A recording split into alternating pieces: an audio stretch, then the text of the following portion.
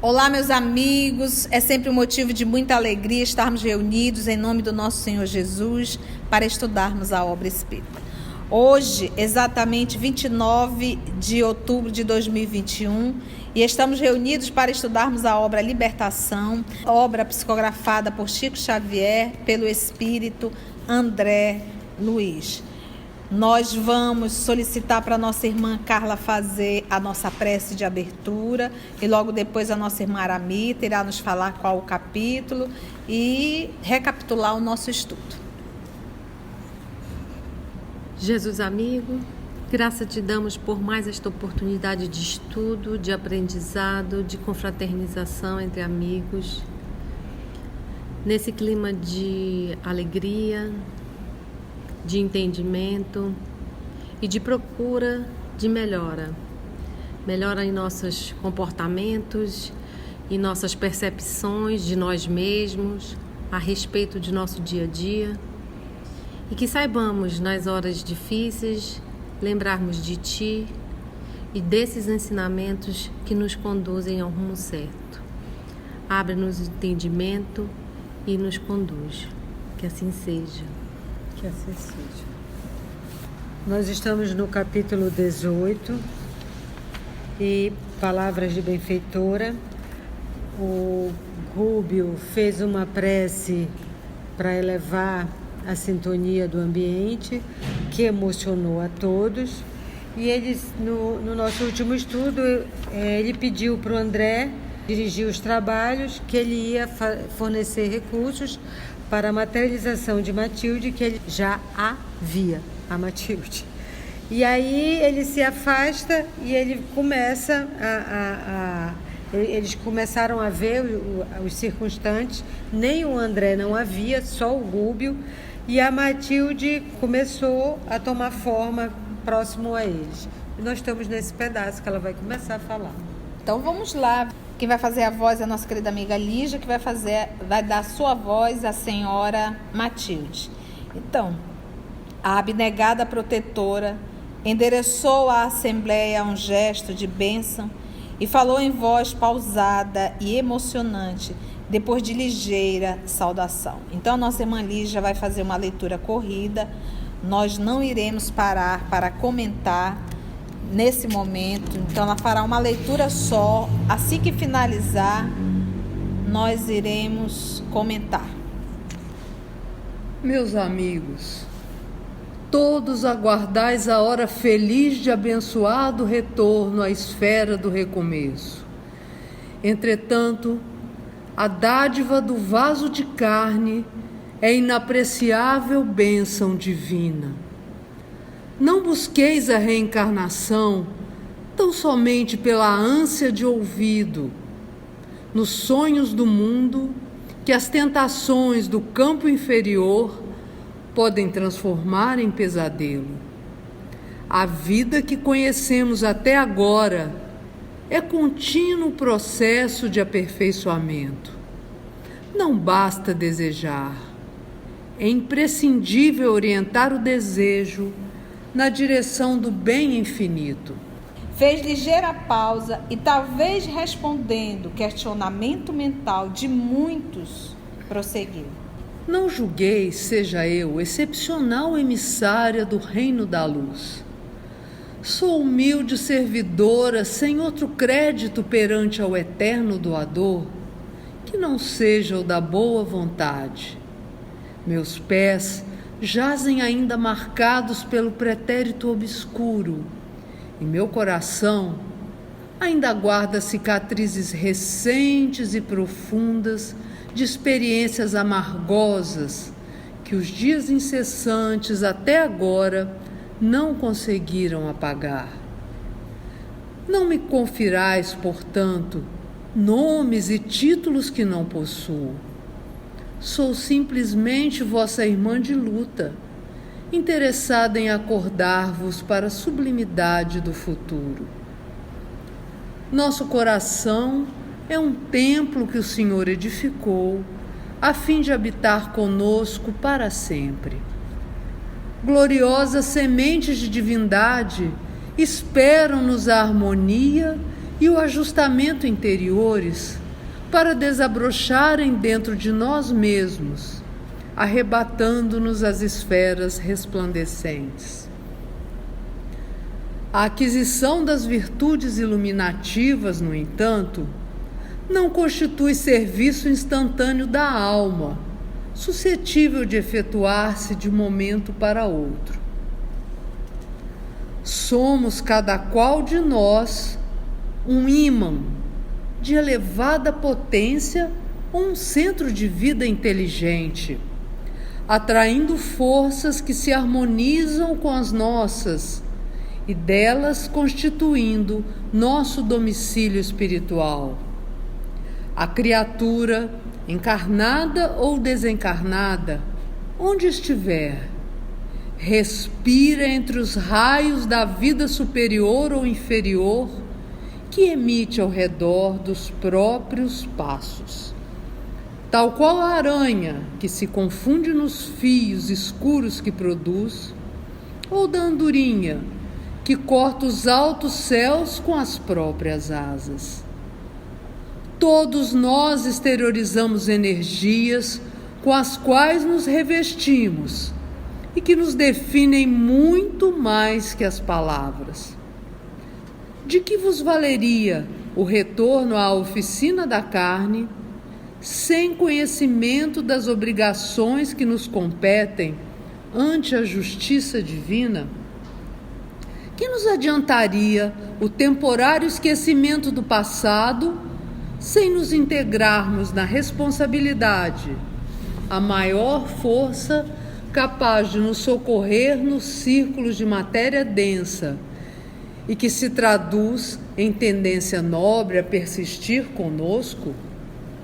A volta à vestimenta física é uma bênção que poderemos conseguir à custa de generosas intercessões, quando nos faleçam méritos para obtê-la no instante oportuno por nós mesmos, tanto quanto é possível conseguir trabalho digno na esfera da crosta, movimentando amigos que nos conduzam aos objetivos disputados. No entanto, qual ocorre a muitos encarnados que se localizam em respeitáveis quadros de serviço, tão só para usarem direitos que nada fizeram por merecê-los, com flagrante abuso das leis que nos regem as ações, muitas almas procuram o santuário da carne, formulando precipitadas promessas, e nele penetram agravando os próprios débitos. Tímidas, levianas ou inconsequentes, aproveitam o estágio bendito na região da neblina para repetirem as mesmas faltas de outra época, com absoluta perda de tempo, que é patrimônio do Senhor. Nesse momento, dentro de breve intervalo, quem imprimiu a alocução, ou seja, a fala edificante e piedosa, Matilde estendeu-nos as mãos, que despediam raios de intensa luz, e exclamou maternal: Rogais o regresso à sombra protetora da carne, no propósito de desfazer os sinais desagradáveis que vos marcam a veste espiritual. Contudo, já armazenaste suficiente força para esquecer os males que vos foram causados na crosta da terra? Reconheceis os vossos erros, a ponto de aceitar a necessária retificação? Fortalecestes o ânimo, a fim de examinar as necessidades que vos são peculiares, sem aflições alucinatórias? Aprendestes a servir com o Cordeiro Divino, até o sacrifício pessoal, na cruz da incompreensão humana, anulando na própria alma as zonas viciadas de sintonia com os poderes das trevas? Já auxiliastes os companheiros de caminho evolutivo e salvador, com a intensidade e a eficiência que vos justifiquem a rogativa de colaboração intercessora? Que boas obras já efetuastes, a fim de rogardes novos recursos do céu? Com quem contais para vencer nas experiências por vindouras? Acreditais, porventura, que o lavrador recolherá sem plantar? Armazenaste bastante serenidade e entendimento no coração, de modo a não vos intoxicardes amanhã no plano físico, sob o bombardeio sutil dos raios pardos da cólera, da inveja ou do ciúme nefasto? Permaneceis convencidos de que ninguém se aquecerá ao sol divino sem abrir o próprio coração às correntes da luz eterna? Ignorais acaso que é preciso igualmente trabalhar para que se mereça a bênção de um templo carnal na terra? Que amigos beneficiastes para pedir-lhes a ternura, o sacrifício da paternidade e da maternidade no mundo em vosso favor? Não vos iludais.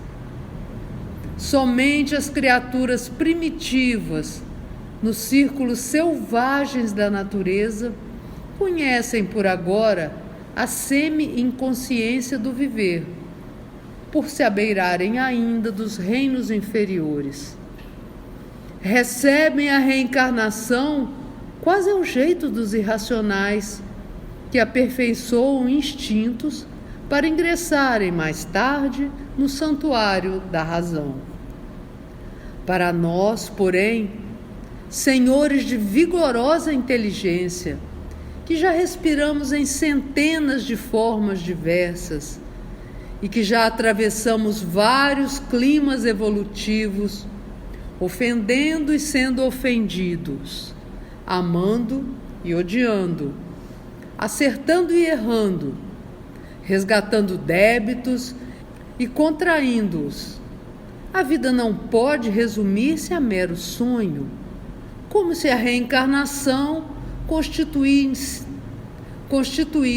simples processo de anestesia da alma. É indispensável, pois, que nos refaçamos, aprimorando o tom vibratório de nossa consciência e alargando-a para o bem supremo e iluminando-a à claridade renovadora do Divino Mestre.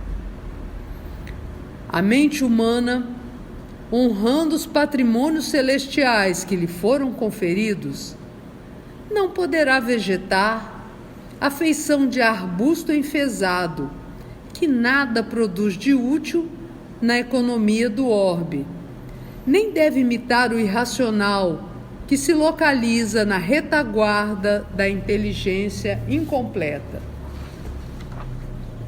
Uma existência entre os homens, por mais humilde para nós outros, é acontecimento importante demais para que o apreciemos sem maior consideração. Todavia, sem abraçar a noção de responsabilidade individual que nos deve marcar o esforço de santificação, qualquer empresa dessa ordem é arriscada, porque em nosso aprendizado intensivo na recapitulação, cada espírito segue sozinho no círculo dos próprios pensamentos, sem que os companheiros de jornada, com raríssimas exceções, lhe conheçam as esperanças mais nobres e lhe partilhem as aspirações dignificadoras. Cada criatura encarnada permanece só, no reino de si mesmo, e faz-se indispensável muita fé e suficiente coragem para marcharmos vitoriosamente sobre o invisível madeiro redentor que nos aperfeiçoa a vida, até o calvário da suprema ressurreição. Nesse instante, Matilde fez mais longa pausa na locução, na sua fala, com que nos enriquecia aquela hora de sabedoria e luz, acercou-se de Gúbio, prostrado, palidíssimo, porque lembra que é ele que está cedendo, para que ela se materialize. Vocês recordam disso? Por isso é que ele está ali prostrado e palidíssimo. Olha, gente, a palestra dela é riquíssima de informações. Vamos começar, nós não vamos conseguir finalizar, porque tem muito material aqui dentro. Mas é muito, não é pouco não. Porque normalmente esses espíritos que estão no processo de sofrimento no mundo espiritual, desesperado, porque o pior juízo, o pior castigo, a pior dor é lembrar o mal que fizemos. E no mundo espiritual, a culpa ela é algo que toma uma proporção muito maior. Não só a culpa, mas o arrependimento. Puxa vida, por que eu fiz isso? Por que eu fiz isso? E aquilo fica um inferno a queimar o nosso sentimento. Porque o que acontece? A gente reencarna, a gente perde muito tempo. E a gente faz muita besteira. Então, ao retornar à pátria espiritual, isso vem como um filme muito grande e a gente sofre muito pelo mal que fizemos ou pelo bem que deixamos de fazer. E aí, o que acontece? Depois de muito sofrimento, o que um espírito mais deseja? Nós aqui, quando estamos na Terra, a gente faz uma besteira, o que a gente queria fazer? Se eu pudesse esquecer, se eu pudesse apagar, se eu pudesse voltar atrás, eu faria. A gente não diz isso aqui na Terra, falando de uma encarnação curta. Imagina quando a gente está no mundo espiritual. Então, esses espíritos em estado de sofrimento, o que eles mais imploram é uma reencarnação. Sabe para quê? Para esquecer. Para temporariamente cair na carne e esquecer. É como se fosse um alívio. E é exatamente sobre isso que a senhora Matilde vai falar nessa fala dela. Vamos ponto a ponto? Meus amigos, todos... E aqui eu digo, vocês acham que a titia dá chicote? É porque vocês ainda não ouviram a Matilde. Agora eu vou dizer, vamos ver a Matilde lá no livro Libertação, para você ver o que é chicotada. E aqui ela está falando para um grupo de sofredores que estão implorando uma reencarnação. Meus amigos, todos aguardais a hora feliz de abençoado retorno à esfera do recomeço. Essa esfera do recomeço aí, entre aspas, por quê? Porque quando a gente vem para a Terra é uma nova reencarnação e aparentemente um recomeço, aparentemente, mas não é um recomeço, há uma continuidade. Por quê? Porque nesse processo da reencarnação eu vou receber do psiquismo materno, da família que eu estou inserida, do pai com o qual eu estou inserido, do grupo social que eu estou inserido, do estado, do país que eu estou inserido, eu vou receber. Mas eu também vou unir com o que eu trouxe de outrora. Por isso é uma continuidade. Parece um começo, mas esse começo está entre aspas. Às vezes a gente diz assim, tenho 5 filhos, dê a mesma educação para todos. Por que eles são diferentes? Eles sempre foram diferentes. E não dá para dar a mesma educação para todos. Porque tem um filho que tu vai ter que apertar mais, tem um filho que tu vai ter que apertar menos. A sabedoria materna, ela tem que entender. Minha mãe dizia, os meus filhos é como os meus dedos, cada um é diferente. E a mãe tem que ter esse tino de perceber o filho que ela tem que apertar e o filho que ela tem que soltar. Então é esse o processo. Então é uma esfera do recomeço aí entre aspas. Porque há uma continuidade, não só do que eu trago, mas também daquilo que eu preciso aprender. Nós não estamos sempre recomeçando. Porque se nós estivéssemos sempre recomeçando, nós estaremos ainda batendo pedra para tirar fogo. Então a gente vê que há uma evolução. Então o que eu conquistei a nível moral, eu não vou perder. Vamos lembrar de Alcione. Alcione, que veio de Sírios. Lembra como era a infância dela? Ela era uma menina amarga, uma menina rabugenta, uma menina briguenta, uma menina que chorava muito, uma menina preguiçosa? Não. Alcínio era uma menina que fazia perguntas inteligentes, que não era reclamona, que não era preguiçosa, que adorava ser útil. Era uma menina que servia. A conduta moral dela, ela trouxe, porque isso ninguém perde.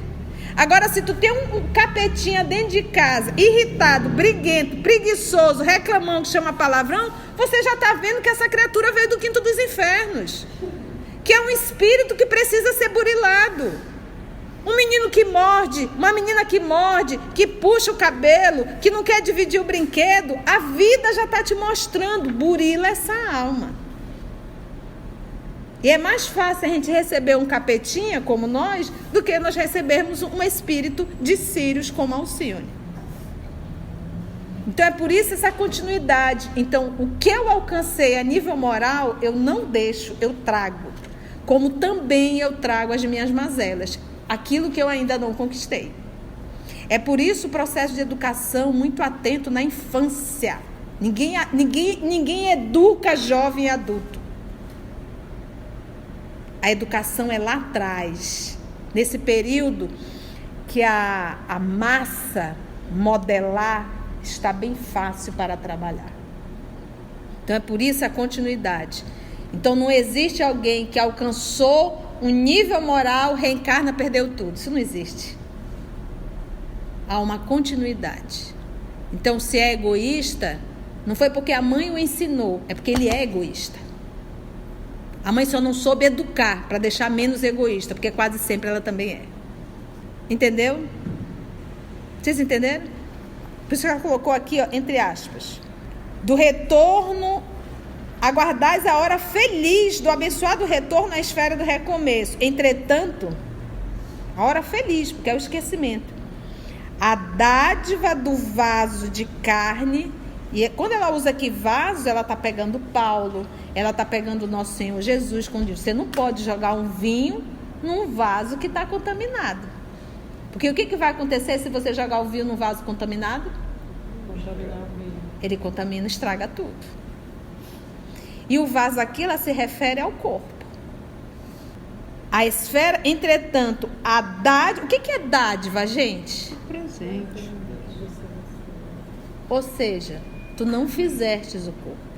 Papai te deu a dádiva do corpo. É por isso que a gente sempre vai repetir. Gente, a gente tem que aprender uma lição básica. O corpo não é nosso. Eu não sou proprietária desse corpo. A hora que o papai quiser, ele toma.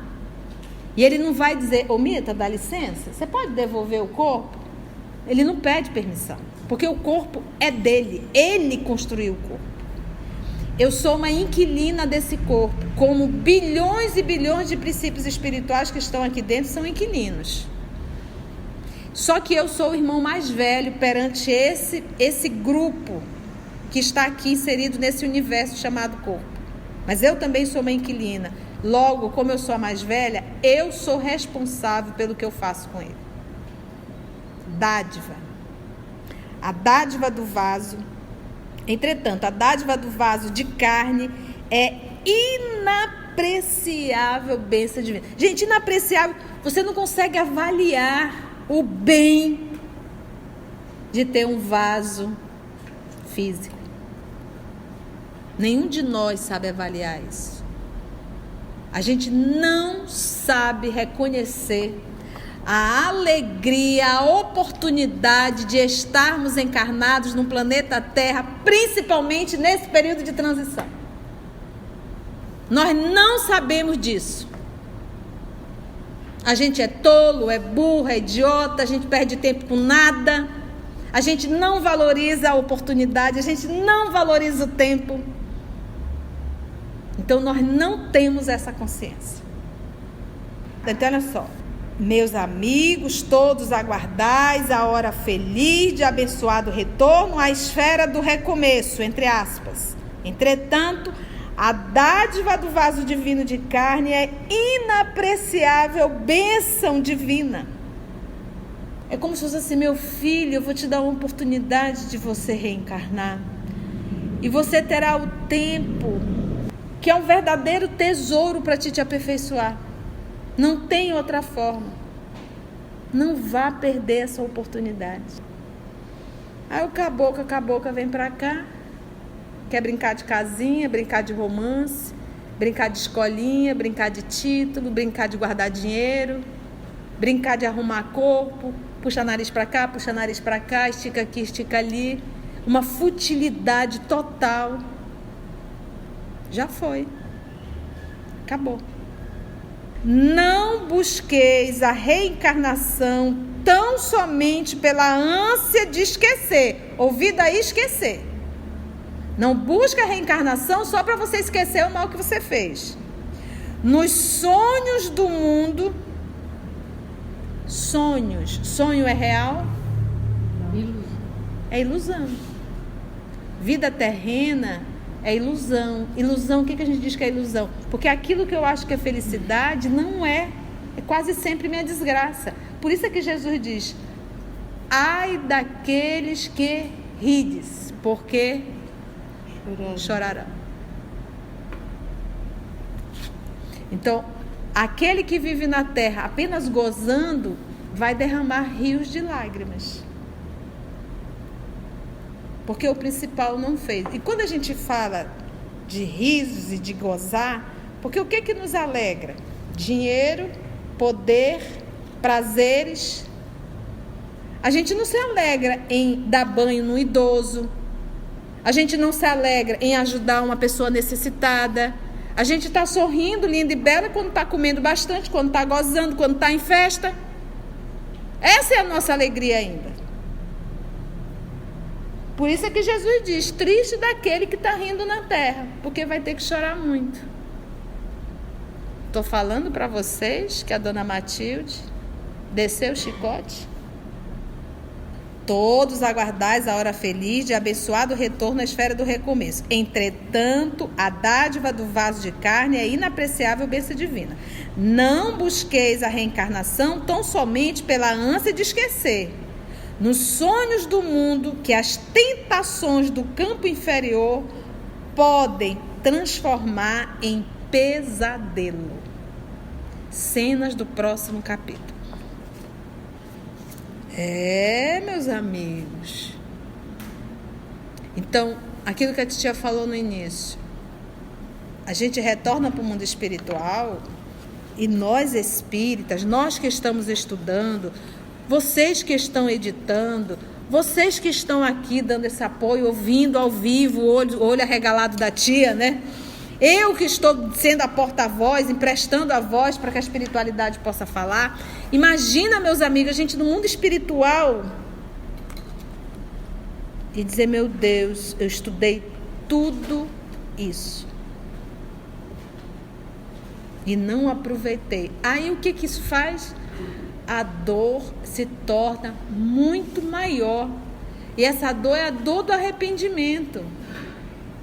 Puxa vida, olha onde é que eu tô, que inferno eu me meti. Por quê? Por quê? Por quê? Aí o inferno se torna maior ainda. Por conta do remorso, da culpa. E por aí se vai. Foi bom, gente, a chicotada? Isso, na verdade, eu acho que não é nenhuma chicotada, sabe? Eu acho que isso, a impressão que eu tenho quando eu leio esses textos assim forte, é como se a espiritualidade pegasse assim nos meus braços, sabe? E sacudisse assim. Mas aquele sacudir assim, que a cabeça vai para frente e para trás, dizendo assim: acorda. É um puxão de orelha, acorda, desperta. Aí lembra realmente de Paulo: levanta, ó tu que dormes, né? Um sono pesado que nós dormimos. Cecília, ora pra gente. Depois de toda essa chicotada. Oh, Jesus amado, quanta coisa, quantos ensinamentos. Como é misericordiosa a bondade de Cristo, de Deus Pai, de nos oferecer este momento de aprendizado, de reflexão, porque